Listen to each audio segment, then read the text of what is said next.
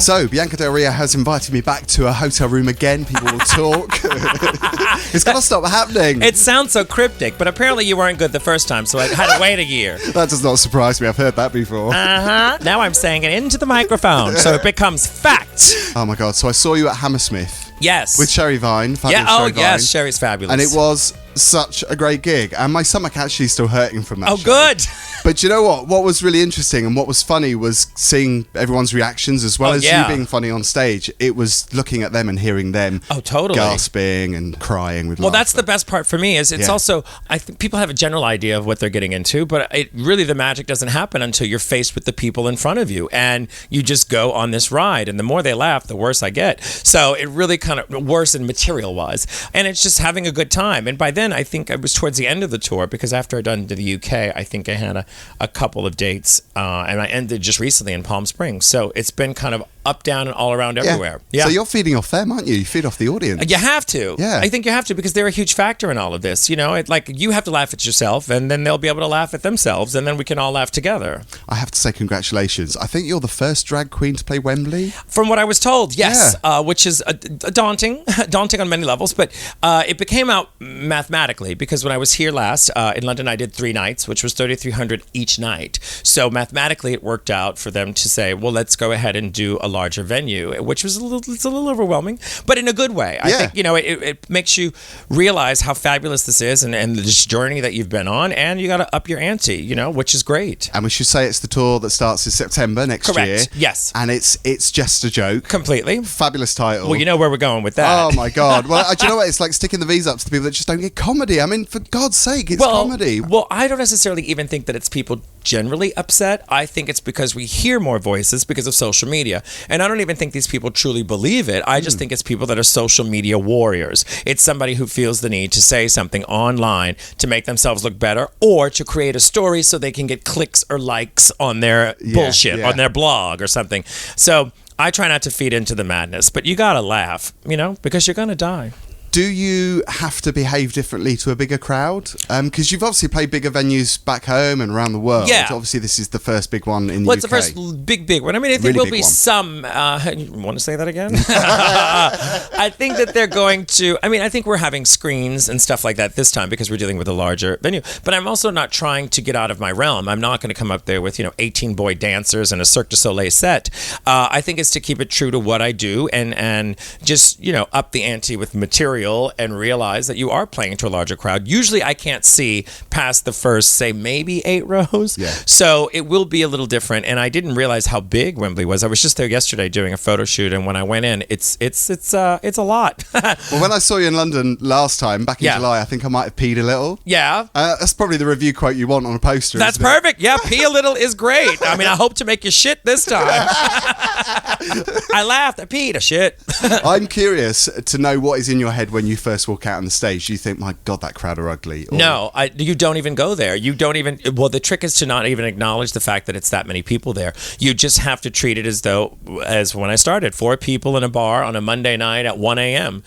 You have to look at it as, this is what I have to do. You go and do the same thing to the best of your abilities, and you can't get wrapped up in the fact that isn't this fabulous, because that will last for like a second, and there's nothing funny about that. You just have to go out and hit them hard. So can you see them though? Because obviously you've got lights on stage. You can. You see the I crowd? do see them during the show. I only see the first few rows, but then at the end of the show, when I do question and answer, when the lights come up, is when you start to realize, oh shit, there was people up there, there's people here, and also I can't see anything because of my damn eyelashes, but it is amazing when you see it after. And that's one of the reasons why I always take a photo with the audience after the show, because then you go, oh, okay, so I'm not crazy. That was that many people. And I think that's what's been interesting is when friends of mine see it, they go, that's insane. Like, it's that many people. And also some venues, which are maybe 1,500, the way they're laid out, it looks like more people than the 3,300. So I'm fascinated at the layout and where people are. So on this tour, will there be another Q&A? Because on the I last always one, do. Yes. Blame It on Bianca Del Rio, we had questions. Yes, that's actually been a staple that I do, and I've done with all of my tours. This is my 4th tour, and I do it at the end just because it just gives you a chance to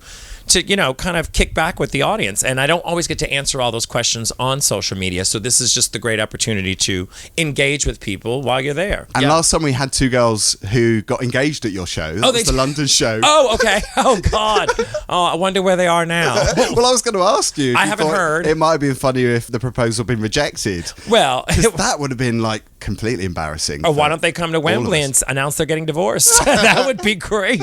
I mean, how cheap that is to really to be engaged at a drag show. Oh, but it's very memorable though to get engaged at Bianca Del Rio show. I mean, for them, I don't remember it. I don't know how much I drank that night. I want to know how long it takes you to get ready because you always look fabulous. Well, I look we saw you on TV, early this morning looking fabulous. And you must have got up early for that. I did, but today I got up at 4 because I had to be there. They were picking me up at 6:40. That's insane, and then you deal with travel time. But I mean, 4 o'clock is like getting out of the bed. 4 o'clock is shaving, and that's just my balls. And then you have to put on the makeup. Then you have to get the wig on. So, I mean, I've done it in less time, but that was like the responsible time. I didn't drink the night before, so I was safe to get up and do it. Yeah. Now, if I have a couple of drinks, I'll hit snooze till 6 and wish myself well for 40 minutes and wear sunglasses and lipstick. But usually about an hour and a half is what I like. Yeah. Because if it's too long, I keep adding too much makeup. And Has it got quicker as well? The longer that you've been doing this job. Oh, yeah. Do you rush through it? Oh, well, not even rush through it. Well, when I'm on the road and I'm doing my solo show, it's kind of cathartic, because it's the only time I'm in a dressing room to kind of get into the mood of the show. It's like the only normality I have. The flight that day might be crazy. The travel might have been insane. The luggage might not have shown up. But when you're in the dressing room, it's like the only normal, consistent thing I have. Yeah. So I do take that time. And usually I take a little longer when I'm on the road because I have to set everything up in each dressing room each night. So that's usually about 2 hours. And I'll have a glass of wine and check my phone and turn on my music. And so, yeah, it's a little more calm atmosphere. I love going to see you because the last time I saw you, it was like all my family, all my friends were there, all the gay boys. Oh, good. But also, there are a lot of straight women with their partners and presumably boyfriends or husbands. Yeah.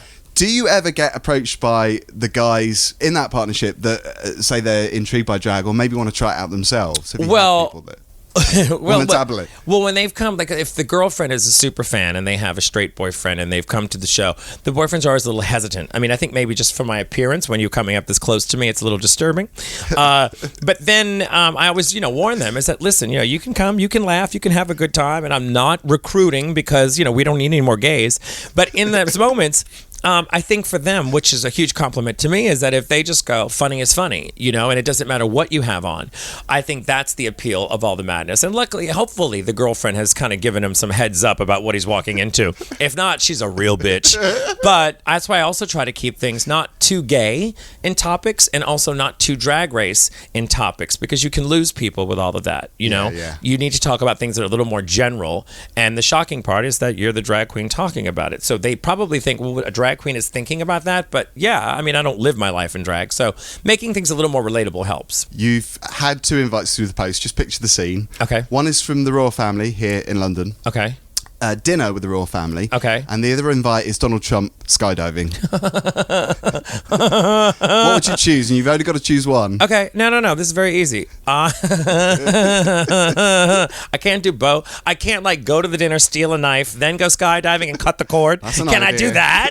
I would have to say, oh God, the skydiving. I would just to make sure it's done right. You know what I mean? Both are appealing in their own way, aren't they? They are. Yeah. I mean, I would love to meet the queen, but I can become a dame later in life. I figure go and tackle this first. I would go to make sure that there's something faulty happening with the skydiving. Ooh. I mean, I don't want to wish someone's death, but it's just a bit of discomfort. Completely, yeah. As much discomfort as he's giving America would be real nice. Living or dead, who would be your dream dinner date? Just one person? Well, you could choose a couple. Okay, well, I mean, I am gay. I am a gay. I need one for dinner, one for drinks, and one on Grindr later. Okay, so let's see. Living or dead? Oh, that leaves such a big... I was going to say it's such a big opening, but then again, that's gay. Let me think. I would love to go to dinner with B. Arthur. I would love B. Arthur dinner. I like a dinner party. Listen, I'm gay, so I'll have a dinner party. I would have B. Arthur. From the Golden Girls, who I love dearly. Yeah. Well, she's done a lot more than Golden Girls, but most gays know her from Golden Girls. I would like Judge Judy, just for obvious reasons. I'll throw in Michelle Visage because I know she's available. Who else would I have? She's going to kill me for that. Who else would I have that would be fun? And Oprah. You got to have Oprah. Yeah. So that's good. Yeah. I'm surprised she wasn't the first choice, actually. I think she's a go-to for everybody else. She's the obvious choice, maybe. And I was also thinking a lot about the dead first, which is why I brought B. Arthur. But the rest, that would be a fun party. So would it be B. Arthur as her character in the Golden Girls? Well, I think B. Arthur is that character, don't you think? Yeah. I mean, I'm a firm believer in that you can't, I mean, not that if you pretend to be a killer in a movie, you're not a killer, but I think that there is a part of you that possesses that. I'm just thinking of those witty put-downs. Yes, I would love that. Wouldn't it? Oh, God, yeah. That'd be genius. We know that you're very quick with words. Oh, God. We know you. We've seen you on stage. Oh, God. All the rest of it on TV, everything. Okay. But with your book, which has got a very long title, which I'm not actually going to say now because I can't cope with that. Were you as quick when you were writing that? Well, it was more of a process. I mean, it's a hard process to actually document. I mean, things that happen out loud or things that happen in the book, which is, blame it on Bianca, the expert of nothing with an opinion on everything, which is available on Amazon UK and Virgin Books. The thing is, when you're doing that type of thing, it was done in sections. And we had done questions with people. So you put out there, my guy was like, Jamie was like, okay, here. If you have a question for Bianca, send it in and we'll deal with it. So then we had to just collect all of the questions that existed and then from that dissect what's going to work and then answer them the best of your abilities. So then I'm on a plane and I would just read endless stuff and that would jot things down and then he would say, what the hell does that mean? And then through that, we would just go through and say, okay, well, let's now pick 6 for the love section. Let's pick this for the sex section. So there's love and sex involved, which is why you want to get it. But it's also giving the worst advice possible, which was the joke of it all, because in America, we have this horrible guy named Dr. Phil, who is not a real doctor, and he's giving advice to people, and I'm not a real woman, so I thought, let me give advice too. Why not? I love that. And your second movie, which is great. Were you ever tempted to take the director literally when he shouted cut? No.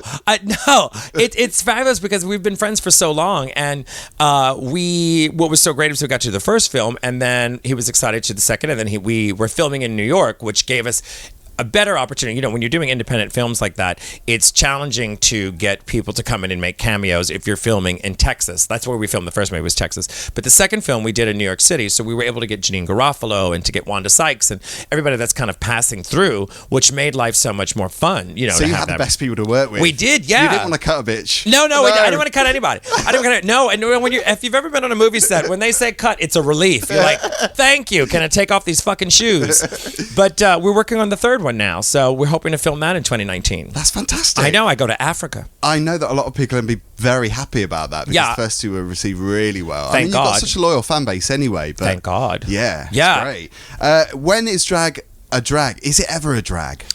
Yeah. I mean, I would lie if I said it didn't. I mean, I think it is taxing, but I think it's putting the work into it. You have to go out there and hustle, but it could be much worse. I mean, I could work in a cubicle. I could sell insurance. I could work at a toll booth. Now, that would be a fucking drag. Yeah. So you do have to pinch yourself every now and then, which is pinch yourself, say, I'm lucky, or pinch yourself and say, shut up, bitch. It could be worse. Every job has its downside. Completely. You just got to roll with it. Completely. Now, God save the Queen, because Drag Race UK. Yes, how fabulous is that? This is so exciting. It is. What would you expect to see and what would you want to see with this show? Well, I'm hoping that it showcases some of the fabulous talent that I've seen here in the UK over the years, but I'm hoping that they cater it to the audience that exists. And I hope that the fans and people that are living here or living in America try not to compare it to one or the other. I mean, the factors are there. You got the name, you've got Rue, Michelle's a judge, the same creators, which is great, but it might be slightly different. No reason to compare it. And if you look at any season of Drag Race in America, no one season is like the other. The rules have changed. The contestants amount, the number of contestants have changed. None of the challenges are ever seriously set. I mean, Snatch Game is the one thing they always do. It's not always episode 5. It's not always episode 2. Is that sit back and enjoy the ride and realize that they're celebrating drag now globally. This is completely insane. And I go, drag is going mainstream. RuPaul said once that drag would not go mainstream. And I'm going, you're lying, bitch. She's collecting Emmys and now doing the show in the UK. So I think to see. It's safe to say that it is kind of taken over, which is great because we need some form of entertainment right now. Feel good stuff. We need it. We need it. Yeah. Between Trump and Theresa May dancing, you need to change things up. Yeah. Do you have a firm favourite of UK drag? Well, of course, talent. One of my all-time favorites is Myra Dubois, who's one of my rotted and hateful. She works at the same venue as me, and the best. I'm just peeing again. Oh, she is rotted and hateful, and I love her dearly. Yes, and Meth is another one of my favorites. And actually, it was Meth who brought me and Myra together the first time. So, and I've been fortunate enough to have her open for me before for the past few tours, and she's lovely and wonderful and rotted, and that's what I call a queen. That's what I call entertainment. So I'm hoping that's going to grace our television screens. Fabulous. Or as they say here, telly. Yes. Oh, yeah, on the telly. On the telly. Bianca Del Rio, fabulous to see you. Thank I wish you all the best with the new tour next year. It's Just a Joke. Yep. The tour, September. Go, get your ticket. In fact, it's probably sold out now, isn't it? Oh, so God, don't get crazy yet. No, go check the site. I'll see you then.